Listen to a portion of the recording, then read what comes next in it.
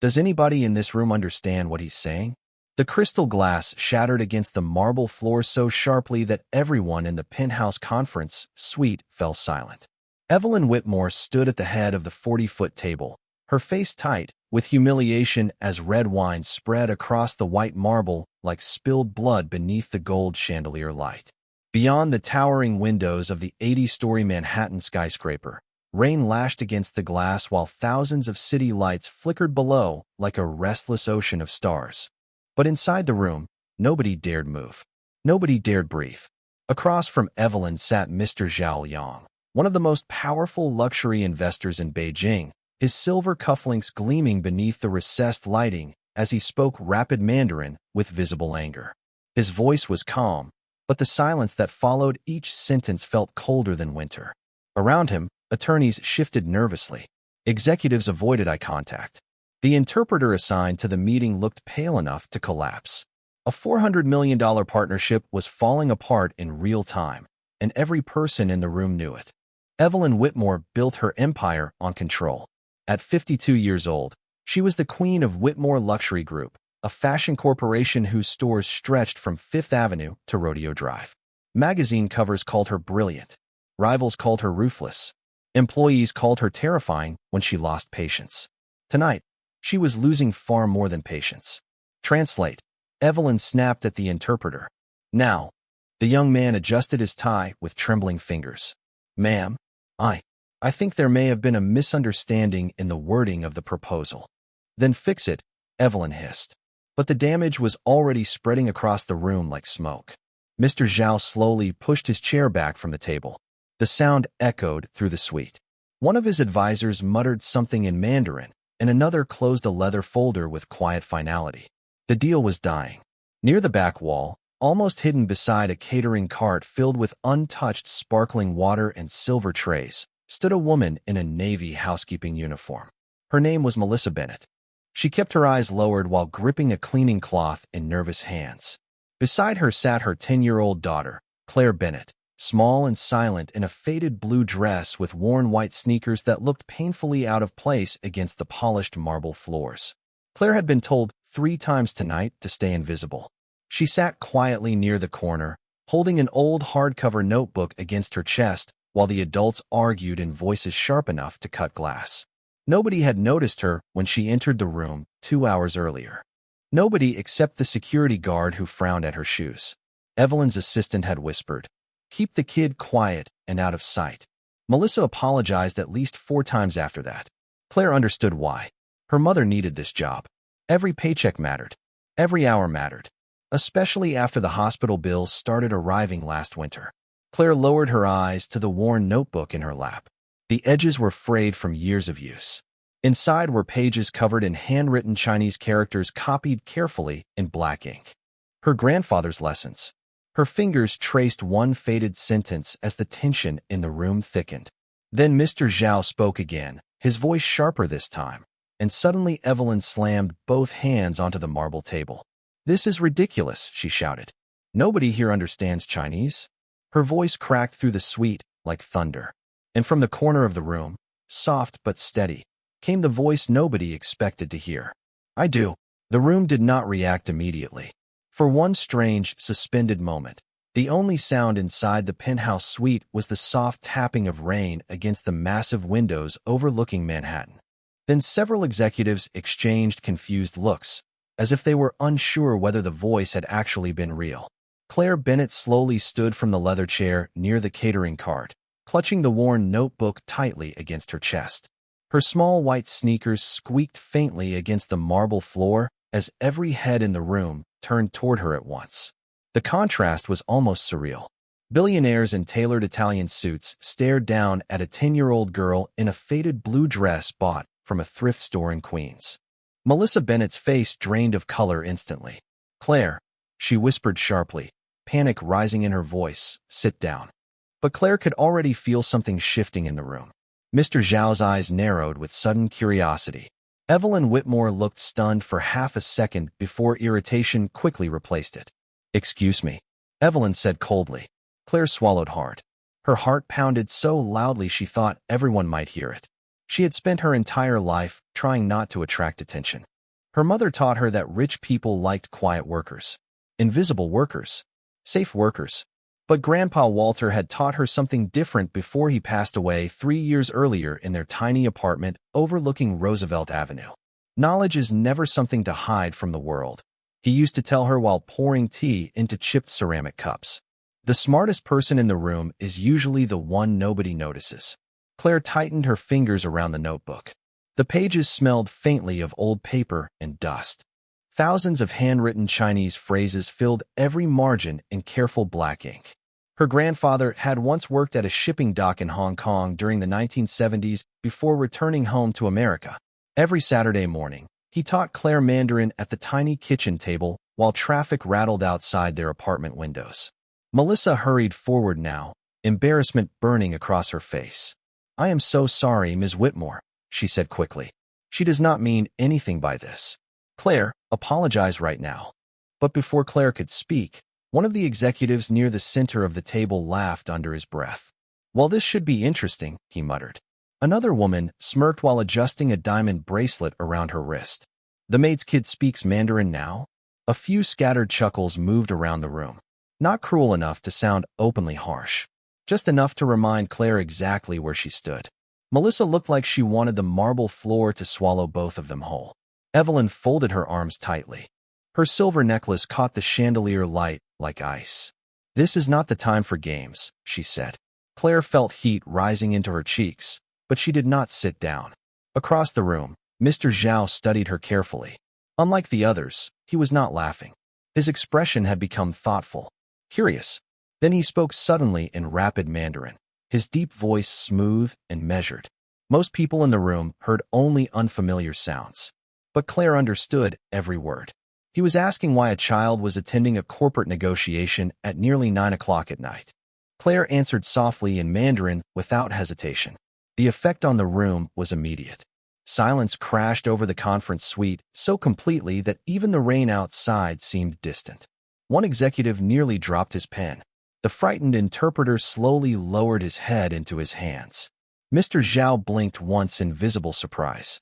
Then, for the first time all evening, the corners of his mouth lifted slightly. Claire's accent was not stiff or robotic like textbook Mandarin.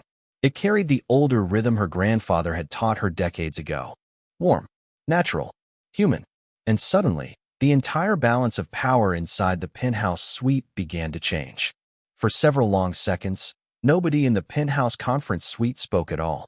The city outside continued glowing beneath the rain, yellow taxi lights crawling through Manhattan like streams of molten gold far below the 80-story windows. But inside the room, the atmosphere had completely changed. Claire Bennett stood quietly near the corner of the marble floor while billionaires, attorneys, and executives stared at her as though she had stepped out of another world. Mr. Zhao slowly leaned back into his leather chair, studying the little girl with open fascination now. "Where did you learn Mandarin?" he asked in Chinese, his voice calm, but noticeably softer than before. Claire glanced briefly toward her mother. Melissa still looked terrified. Her hands trembled around the white cleaning cloth she held against her navy housekeeping uniform. Claire could see the fear in her eyes clearly now. Fear of embarrassment. Fear of losing this job. Fear of powerful people becoming angry. Claire understood all of it. She answered quietly in Mandarin anyway. "My grandfather taught me before he passed away." Mr. Zhao's expression shifted almost immediately. Something warmer entered his eyes. "Your pronunciation," he said slowly, "sounds older. Very few young people speak this way anymore." Claire nodded gently. "He learned in Hong Kong many years ago." A silence followed that felt strangely respectful. Then one of Evelyn Whitmore's executives abruptly cleared his throat. "This is unbelievable," he muttered under his breath. Another whispered, "There is no way this kid actually understands a negotiation." Evelyn remained standing at the head of the marble table, but the confidence she carried earlier had started to crack around the edges. Claire could see it now in the tightness around her mouth and the way her fingers tapped impatiently against her silver bracelet. Evelyn Whitmore hated situations she could not control, and tonight, control was slipping through her perfectly manicured hands minute by minute. The interpreter finally lifted his head, sweat visible along his forehead beneath the chandelier light. Mr. Zhao believes the proposal language contains disrespectful wording, he explained weakly. The translation may have been slightly inaccurate. Mr. Zhao's face hardened immediately at the word slightly. He spoke sharply in Mandarin again, faster this time. The interpreter froze. His lips parted, but no words came out. Claire felt her stomach tighten. She understood exactly what Mr. Zhao had said. The issue was not small at all. One sentence in the translated contract referred to Zhao Holdings as a secondary manufacturing partner. In American business language, it sounded harmless. But in formal Chinese negotiation culture, especially among older executives like Mr. Zhao, the wording implied inferiority and public disrespect. It suggested submission rather than partnership. Claire remembered her grandfather explaining things like this while steam curled from cups of jasmine tea inside their cramped queen's apartment. Words are never only words, he used to say, especially in Chinese culture. Respect lives inside language. Mr. Zhao suddenly stood from the table again, his patience clearly gone. One of his advisors reached for the leather contract folder. Evelyn stepped forward immediately. "Wait," she said sharply. "Please." Her voice carried tension now instead of authority. The room felt dangerously close to collapse. Claire looked toward the translator again. He seemed completely overwhelmed. Then she heard one executive near the back whisper quietly, $400 million gone because of one sentence. Claire swallowed hard. Her heart hammered painfully inside her chest. She knew she should stay quiet. She was only 10 years old. She was only the maid's daughter. But she also knew something else. If nobody explained the mistake correctly in the next few seconds, the deal would die forever. Claire slowly took one small step forward onto the polished marble floor. The room watched her instantly. "The problem is not the contract," she said softly. "It is the respect inside the translation." Several executives blinked in confusion. Evelyn turned toward her sharply. Claire looked directly at Mr. Zhao and continued speaking in fluent Mandarin, her voice steady despite the fear rising inside her chest. She apologized formally using traditional phrasing her grandfather taught her years ago, wording so respectful and culturally precise that even Mr. Zhao's advisors looked startled. Then she carefully explained that the translation failed to honor Zhao Holdings as an equal legacy partner. When Claire finished speaking, complete silence swallowed the penthouse suite once again. And for the first time all night, Mr. Zhao slowly smiled. The smile on Mr. Zhao's face was small, but inside the penthouse conference suite it carried the force of an earthquake. Only minutes earlier, the atmosphere had been drowning in humiliation and frustration. Now every executive around the marble table looked completely lost, as if the world they understood had suddenly shifted sideways beneath their polished Italian shoes. Rain continued sliding down the enormous glass windows overlooking Manhattan, blurring the city lights into rivers of gold and white. But nobody in the room cared about the view anymore. Every eye remained fixed on Claire Bennett.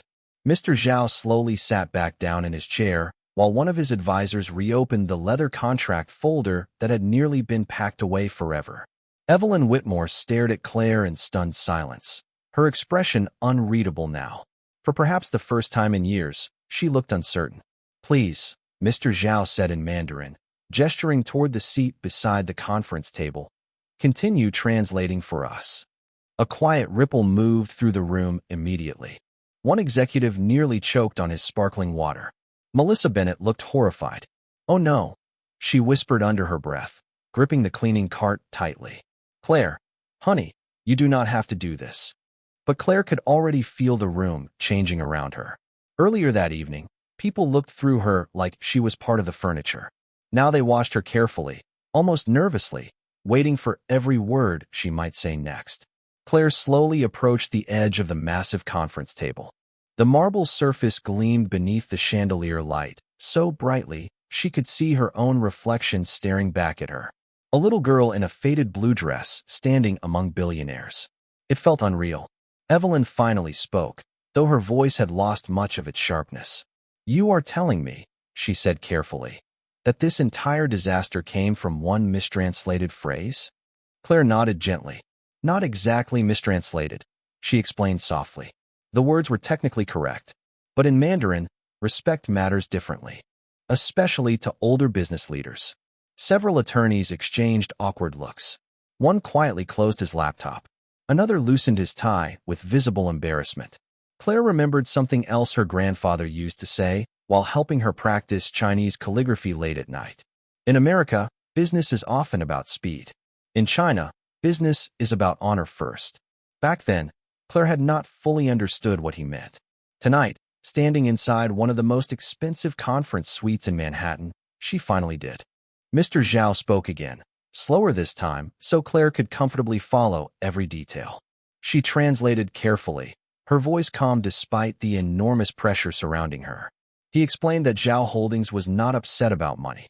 They were upset because the wording of the agreement implied that Whitmore Luxury Group viewed them as replaceable suppliers instead of equal partners with family legacy and cultural prestige. As Claire translated sentence after sentence, the atmosphere slowly softened. The tension that had filled the room earlier began dissolving piece by piece. Advisors stopped whispering urgently. Attorneys reopened notebooks. Even the frightened interpreter looked relieved enough to breathe again. Evelyn listened closely now, no longer interrupting. Her sharp blue eyes stayed locked on Claire with growing disbelief. "How old are you?" she asked suddenly. 10, Claire answered quietly. One executive blinked several times in confusion. Another muttered, "This is insane." Mr. Zhao heard the comment and responded immediately in Mandarin with a calm smile. Claire translated without hesitation. "He says wisdom does not belong to age alone." Silence followed again, but this time it felt different. Softer, thoughtful. The executives who had laughed at Claire earlier now avoided looking directly at her. Melissa stood frozen beside the catering cart, her eyes glossy with emotion she was trying desperately to hide. Claire knew exactly what her mother was thinking. Rent payments, grocery bills, hospital debt, fear. Their entire life depended on jobs like this. Rich people were not supposed to notice girls like Claire. But tonight, nobody in the room could look away from her anymore. Then Mr. Zhao leaned forward slightly and asked one final question in Mandarin. Claire listened carefully. Her eyes widened a little. Evelyn noticed immediately. What did he say? Claire swallowed softly before answering. He wants to know why someone with my language skills is sitting beside a cleaning cart instead of at the table. The question settled over the conference suite with a weight heavier than the rain clouds hanging above Manhattan. Nobody moved. Nobody even touched the expensive coffee cups sitting untouched along the marble table. Claire Bennett suddenly became painfully aware of every detail around her. The cold air conditioning brushing against her faded sleeves. The glittering chandelier reflecting across polished marble floors. The scent of leather chairs and expensive perfume hanging in the room. She felt smaller than ever before, yet somehow impossible to ignore. Evelyn Whitmore slowly turned toward Melissa Bennett. "Your daughter speaks fluent Mandarin," she said carefully, as though still trying to understand it herself. Why did nobody know this? Melissa looked completely overwhelmed. Because nobody ever asked. She answered quietly before lowering her eyes almost immediately, as if she regretted saying it aloud. The room fell silent again. One attorney removed his glasses and rubbed his forehead. Another executive stared openly at Claire now with visible disbelief instead of amusement. Earlier that evening, they had laughed when she spoke. Now nobody seemed willing to laugh anymore. Mr. Zhao watched the exchange carefully, his fingers folded calmly together atop the contract folder. "Talent hidden in silence is still talent," he said in Mandarin. Claire translated softly. The older billionaire nodded once after hearing her words in English. "My grandmother used to say that the rarest pearls are often overlooked because they arrive covered in sand." Evelyn did not respond immediately. She walked slowly toward the towering windows overlooking the city, her high heels clicking softly against the marble floor. Outside, lightning flashed somewhere far across the skyline, illuminating the rain for half a second like silver veins across the darkness. Claire noticed something changing in Evelyn's posture now. The sharp confidence from earlier had faded into something quieter. Reflective. "How long have you worked for Whitmore Luxury Group?" Evelyn finally asked Melissa without turning around. "Almost 3 years," Melissa answered softly. Evelyn nodded faintly. "And all this time, your daughter has been teaching herself Mandarin?" Claire gently shook her head. "Not by myself," she said. "My grandfather taught me every weekend before he got sick." Mr. Zhao smiled warmly at that. "A wise grandfather," he said in Mandarin. Claire translated again. One of the younger executives leaned toward another and whispered, "This whole thing feels unreal." The older executive beside him answered quietly, "No, this feels embarrassing." Claire heard both comments clearly. She pretended not to. Her grandfather once taught her another lesson during one of their late-night study sessions beside the tiny queen's apartment window while sirens echoed in the distance below. Powerful people are uncomfortable when they realize they ignored someone valuable, he had said while carefully correcting her brushstrokes on Chinese characters. That discomfort is called truth. Claire understood those words now more than ever. Evelyn finally turned back toward the room. Her blue eyes rested on Claire for several long seconds. Not with mockery anymore. Not with irritation. With genuine confusion. "You are 10 years old," she said slowly. "Most adults in this room cannot negotiate a cultural misunderstanding like that." Claire looked down at the old notebook in her hands. The corners were bent from years of use. "Grandpa said language is not only about words," she answered quietly. "It is about making people feel respected." Mr. Zhao gave a soft approving laugh. "Exactly," he replied in Mandarin. The frightened interpreter sitting near the center of the table looked absolutely miserable now. Sweat darkened the collar of his expensive white shirt. Claire felt a little sorry for him. He had not meant to offend anyone. He simply did not understand how deeply culture could shape meaning. But billion-dollar deals did not collapse because of bad intentions. They collapsed because people stopped feeling valued. Mr. Zhao suddenly reached inside his suit jacket and removed a sleek black fountain pen trimmed in gold. Every executive at the table straightened instantly. The advisors beside him reopened the contract folder completely.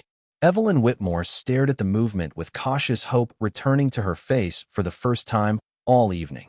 Then Mr. Zhao looked directly at Claire and spoke one sentence in Mandarin that made the entire room hold its breath. "I will continue this partnership," he said calmly, "but only if the young translator remains at the table beside us." The sentence hit the conference suite harder than the thunder rolling beyond the Manhattan skyline. Several executives immediately looked toward Evelyn Whitmore, waiting for her reaction as though the entire room had forgotten how to breathe without permission first. Claire Bennett stood frozen beside the marble table, still clutching her grandfather's worn notebook against her chest while the gold chandelier light reflected softly in her wide blue eyes. She could feel her heartbeat pounding against the thin fabric of her faded dress. Mr. Zhao remained calm, his black fountain pen resting lightly between his fingers as though he had not just shifted the entire balance of power inside a $400 million negotiation. Evelyn blinked once, visibly caught off guard. For years, she had controlled boardrooms with absolute certainty. Investors listened when she spoke. Executives rushed to please her before she even asked. Yet tonight, inside her own luxury penthouse suite, a 10-year-old girl had become the most important person in the room. Melissa Bennett looked close to tears now. "Sir," she said softly toward Mr. Zhao, "Claire is just a child." Mr. Zhao smiled gently. "A child who understands respect better than most executives," he answered in Mandarin. Claire translated quietly, though her cheeks warmed with embarrassment. The executives around the table shifted uncomfortably again. Earlier they laughed at her old sneakers and thrift store dress. Now they avoided meeting her eyes entirely. One attorney quietly closed his laptop and whispered to the colleague beside him, "We completely misjudged this situation." The other man answered without looking up, "No, we misjudged her." Claire heard both comments clearly. She kept her expression calm the way her grandfather taught her. Never embarrass people when they realize their mistake, he used to say while helping her practice pronunciation beside the tiny kitchen window in Queens. Dignity matters most after pride breaks. Evelyn slowly returned to her chair at the head of the table. Her silver bracelet clicked softly against the marble surface as she sat down. For a moment, she simply studied Claire in silence. The storm outside continued flashing silver against the giant windows, but inside the room the atmosphere had become strangely intimate now. Smaller somehow. Less like a corporate battlefield and more like something human. "Claire," Evelyn finally said carefully, "would you feel comfortable continuing to translate for us?" Claire looked instinctively toward her mother first. Melissa still appeared overwhelmed, but after a few seconds, she gave the smallest nervous nod. Claire swallowed softly. "Yes, ma'am," she answered. Mr. Zhao reopened the contract folder completely. One by one, The advisors around him sat back down as well. Chairs slid quietly across the marble floor. Crystal water glasses trembled faintly from the distant thunder outside. The negotiation resumed, but everything felt different now. Slower, more respectful. Claire translated each sentence carefully, making sure every phrase carried not only the right meaning, but also the right tone.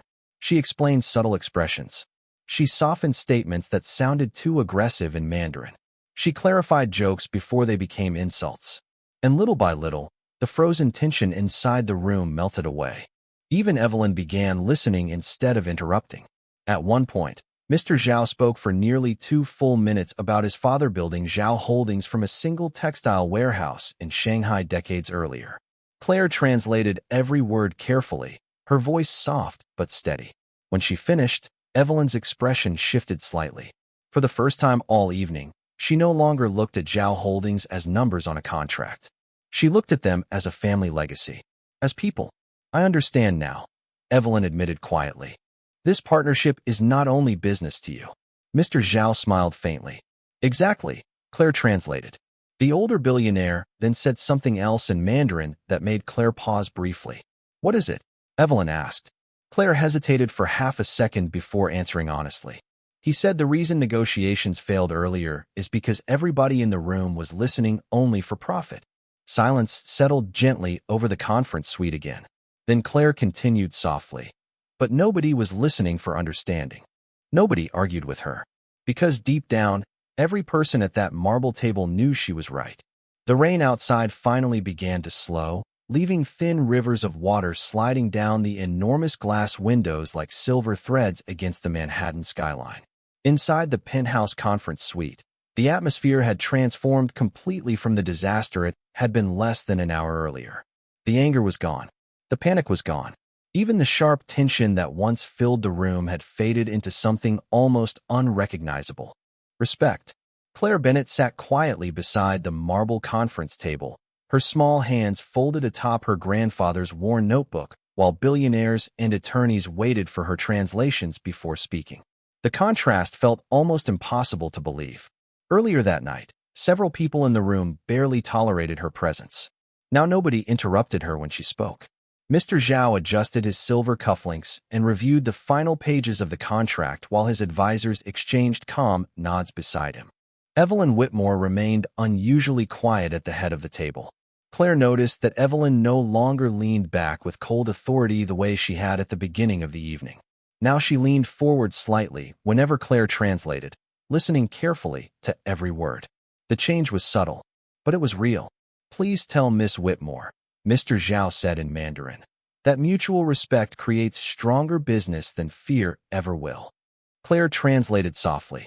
Evelyn lowered her eyes for a brief second before answering. Tell him I understand that now. Claire relayed the message. Mr. Zhao smiled faintly. One of the senior attorneys nearby closed the final contract folder and released a long breath that sounded almost emotional. The entire room seemed exhausted by everything that had unfolded. Crystal glasses stood half empty beneath the chandelier light. Expensive jackets hung loosely over chairs now. Earlier, everyone looked polished and untouchable. Now they simply looked human. Claire glanced toward her mother across the room. Melissa still stood beside the catering cart, but her posture had changed too. The fear that had tightened her shoulders all night was slowly giving way to something softer. Relief, pride, and perhaps disbelief. Claire understood it herself. Nothing about tonight made sense anymore. A 10-year-old girl from a tiny apartment in Queens was helping finalize a $400 million international agreement while some of the wealthiest people in New York waited for her translations. It felt like a scene from somebody else's life. Mr. Zhao finally uncapped his black fountain pen. The soft click echoed gently across the marble conference suite. Every person at the table straightened instinctively. Claire could feel the anticipation spreading through the room like electricity. Slowly and carefully, Mr. Zhao signed the final page of the agreement in elegant black ink. Then he passed the contract across the table toward Evelyn Whitmore. Nobody spoke as she accepted the pen. The woman who had spent the first half of the evening furious and humiliated now looked strangely humbled. She signed her name quietly beneath his. The deal was complete. A few executives immediately exhaled with visible relief. One attorney softly whispered, "Thank God." Another rubbed his face like he had just survived a natural disaster. But Mr. Zhao was not looking at the contract anymore. He was looking at Claire. "Please translate one final thing for me," he said in Mandarin. Claire nodded. The older billionaire's expression softened. "Tell everyone in this room," he said slowly, "that the smartest person here tonight was the only one nobody bothered to notice." The words landed heavily across the penthouse suite. No one laughed. No one argued. Several executives looked openly ashamed now. The young interpreter stared silently at the marble table. Even Evelyn Whitmore seemed unable to look directly at Claire for a moment. Claire felt heat rise into her cheeks again. She was not used to attention. She did not want praise. She only wanted her mother to stop worrying about rent and hospital bills and overdue notices sitting unopened on the kitchen counter back home. Mr. Zhao reached into his suit jacket once more. This time he removed a small ivory business card with gold lettering engraved across the surface in both English and Chinese. He handed it directly to Claire. "If this young lady ever needs anything for her education," he said calmly in English now, so everyone could understand him clearly, "my office will answer the call personally." The room fell silent once again, and this time, even Evelyn Whitmore looked stunned. The ivory business card felt impossibly heavy in Claire Bennett's small hands. Gold lettering shimmered beneath the chandelier light, while the entire conference suite remained silent around her. Nobody seemed to know what to say anymore. Earlier that evening, the room had been filled with impatient voices, expensive laughter, and the cold confidence of powerful people who believed they understood everything. Now the atmosphere felt completely different. Quieter. Humble somehow. Claire looked down carefully at the card. Zhao International Holdings. Direct executive contact. Even at 10 years old, she understood enough to realize people did not hand out cards like this casually. Especially not billionaires. Melissa Bennett stepped closer to her daughter with visible hesitation, as though she still could not believe any of this was happening. "Sir," she said softly toward Mr. Zhao, "that is very generous, but you really do not have to." Mr. Zhao gently raised a hand. "Some investments are more important than money," he said calmly in English. The sentence settled deeply into the room. Several executives lowered their eyes.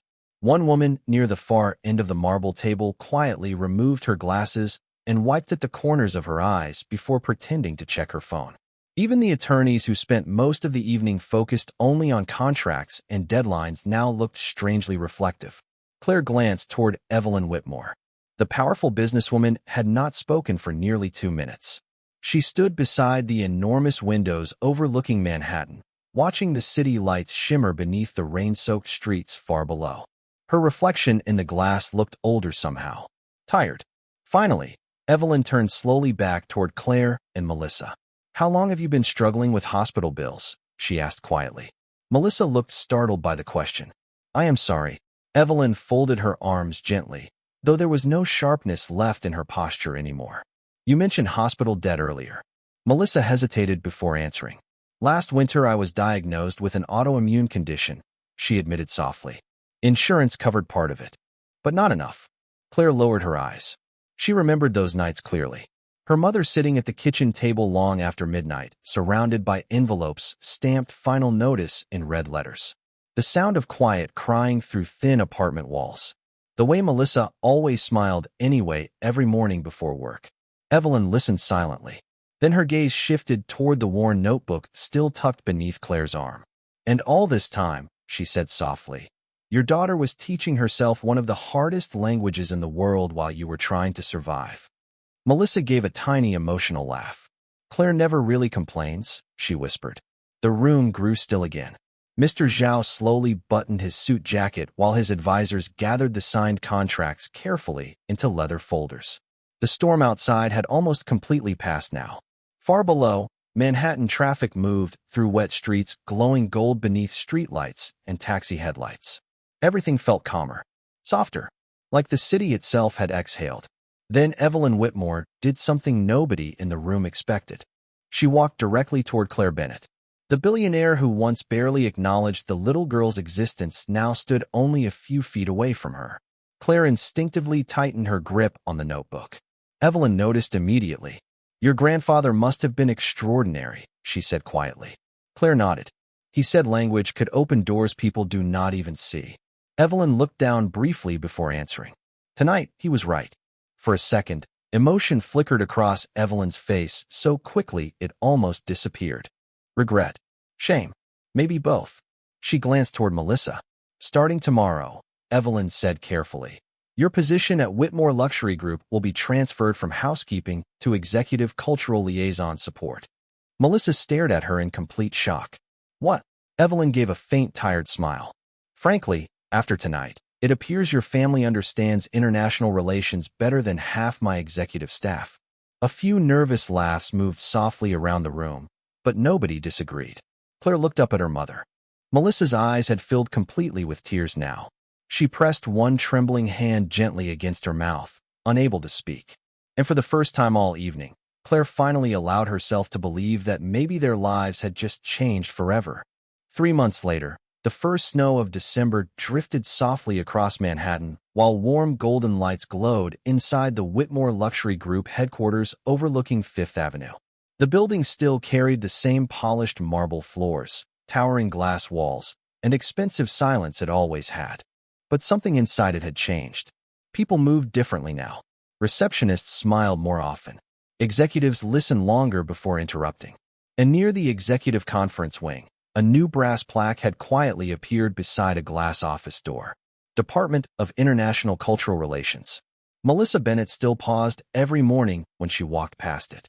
Even now, she sometimes struggled to believe the name underneath the plaque was hers. Her new office was not large by billionaire standards, but to Melissa it felt enormous. There were framed city photographs on the walls, a small leather sofa near the window, and a desk polished so perfectly she had once been afraid to touch it. The woman who used to clean conference rooms after midnight now attended international planning meetings beside senior executives. The transition had not been easy. During the first few weeks, Melissa still apologized every time she entered a room. She still carried herself like someone expecting to be told she did not belong. But slowly, that fear began to fade. Because for the first time in years, people finally saw her. Downstairs in the lobby cafe, Claire Bennett sat near the window wrapped in a cream-colored winter coat, while snowflakes drifted outside like feathers beneath the city lights. A stack of language textbooks rested beside her hot chocolate. Mandarin, Cantonese, international business communication. Claire had become something of a quiet legend inside the company. Employees who once ignored her now smiled nervously whenever they passed by. Some even asked for help pronouncing Chinese greetings before overseas meetings. Claire always answered politely. Her grandfather's old notebook still rarely left her side. The worn edges had become softer with time, but she treated it like treasure. Because in many ways, it was. One snowy afternoon, Evelyn Whitmore stepped quietly into the cafe carrying 2 cups of tea. The billionaire no longer wore the sharp, cold expression that once terrified everyone around her. Success still surrounded her like expensive perfume, but now there was something else too. Humility. She placed one tea gently beside Claire and sat across from her near the window overlooking Fifth Avenue traffic crawling through fresh snow. For a moment, neither of them spoke. Your mother is doing remarkable work, Evelyn finally said softly. Claire smiled a little. She likes helping people feel understood. Evelyn nodded slowly. So do you. Outside, a taxi horn echoed faintly through the snowy streets below while pedestrians hurried beneath umbrellas glowing beneath storefront lights. The city looked softer in winter. Less rushed somehow. Evelyn wrapped both hands around her teacup before speaking again. Do you know something strange? She asked quietly. Claire looked up. Evelyn gave a small, thoughtful smile. For years, I believe power came from being the smartest person in every room. She glanced down briefly at the steam rising from her tea. But that night, a 10-year-old girl sitting beside a cleaning cart taught me more about leadership than half the business schools in America. Claire lowered her eyes shyly. She never quite knew how to respond when adults praised her. Evelyn reached into her purse and removed a cream-colored envelope embossed with gold lettering. This arrived this morning, she said. Claire carefully opened it. Her blue eyes widened almost immediately. It was an invitation to one of the most prestigious international language academies in the country. Full scholarship, full housing support, full academic sponsorship funded jointly by Whitmore Luxury Group and Zhao International Holdings. Claire stared silently at the paper while snow continued falling beyond the glass windows. Mr. Zhao insisted on being involved personally, Evelyn explained softly. Claire's fingers trembled slightly against the envelope. For a second, she could almost hear her grandfather's voice again from the tiny Queen's apartment kitchen. Knowledge is never something to hide from the world. Evelyn looked out toward the snowy skyline before speaking one final time. The world notices wealth immediately, she said quietly. But real value often enters a room wearing second-hand shoes and carrying invisible burdens. Claire looked down at her old notebook resting beside the scholarship letter. The notebook that once seemed ordinary now felt like the beginning of everything. Outside, Manhattan continued glowing beneath the falling snow while thousands of strangers rushed through the cold night below. Most of them would never know that one quiet little girl had changed the course of multiple lives simply because she chose to speak when everyone else stayed silent. But perhaps that was the lesson hidden inside the entire story. Dignity does not come from money. Intelligence does not belong only to the powerful.